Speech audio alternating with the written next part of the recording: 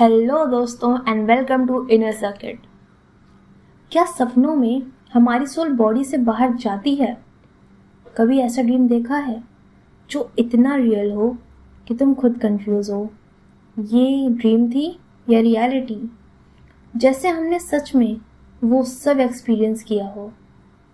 So the question is, क्या सोते वक्त हमारी सोल बॉडी से बाहर निकलती है या ये सिर्फ हमारे ब्रेन का एक इल्यूजन है? ड्रीम स्ट्रेंज होते हैं।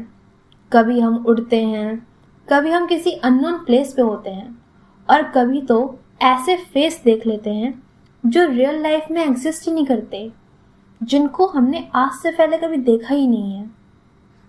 ड्रीम एक ऐसा टॉपिक है जो आज भी बहुत अनक्लियर है।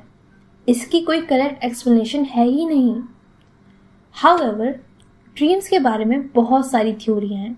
कुछ साइंटिफिक थ्योरीज, कुछ साइकोलॉजिकल थ्योरीज और कुछ हैं स्पिरिचुअल थ्योरीज।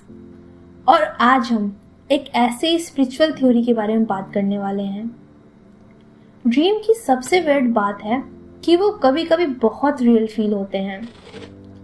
इसी वजह से सेंचुरीज से एक थ्योरी पे बिलीव किया जाता है जिसके अकॉर्डिंग हमारी सोल टेम्पररी बॉडी से बाहर निकलती है और ट्रेवल करती है।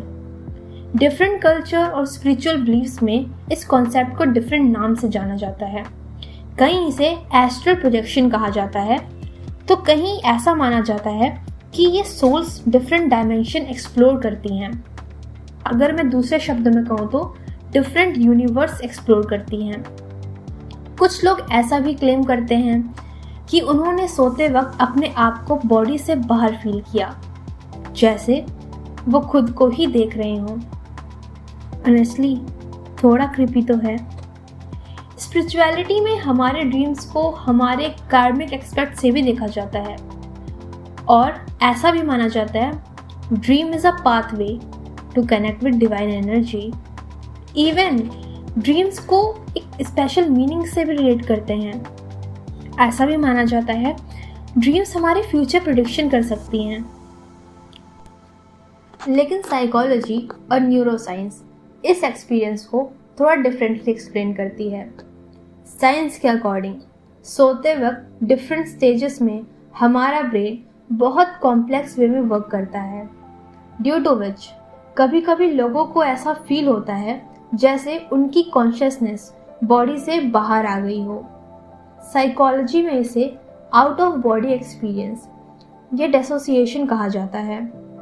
और जब हम स्लीप एंड वेक स्टेज के बीच में होते हैं, तब brain extremely vivid hallucination create कर सकता है।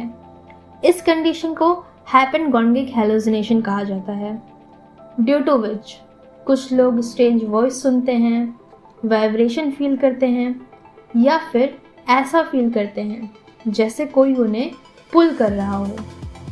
अगर हम साइकोलॉजी एक्सपर्ट से ड्रीम की बात करें तो वो भी ड्रीम्स को सिर्फ रैंडम इमेजेस नहीं मानते। ऑल्दो अभी तक साइंटिस्ट एंड साइकोलॉजिस्ट दोनों में से किसी ने कोई प्रूवन थ्योरी नहीं दी है। कुछ साइकोलॉजिस्ट के अकॉर्डिंग ड्रीम्स मोस्टली हमारे सबकॉन्शियस माइंड और आरईएम स्लीप से कनेक्टेड होते हैं। आरईएम स्लीप एक स्टेज है जहाँ ब्रेन बहुत एक्टिव होता है, इतना एक्टिव कि कभी कभी ब्रेन फेक रियलिटीज क्रिएट कर देता है जो कम्प्लीटली रियल फील होती है। और due to this falling dreams, flying dreams, deja vu type feeling इतनी रियलिस्टिक लगती है, और ब्रेन इस इमेजिनेशन एंड रियलिटी के बीच कंफ्यूज हो जाता है। ड्रीम्स इतने इंटरेस्टिंग इसलिए हैं क्योंकि आज भी जहाँ साइंस ने हर क्वेश्चन का आंसर दिया है, वो भी ड्रीम्स को फुल्ली अंडरस्टैंड नहीं कर पाया है। ह्यूमन ब्रेन दुनिया की मोस्ट पावरफुल चीज़ों में से एक है, और फिर भी हम उसके बारे में बहुत कम जानते हैं। तो क्या सच में ड्रीम सिर्फ एक रैंडम ब्रेन सिग्नल है, या फिर स्लीप के अंदर सच में कुछ होता है जो आज तक कोई एक्सप्लेन नहीं कर पाया? Honestly that mystery is what makes dreams so fascinating. If you ever had a dream that felt too real, maybe your mind is trying to tell you something. Thank you for watching.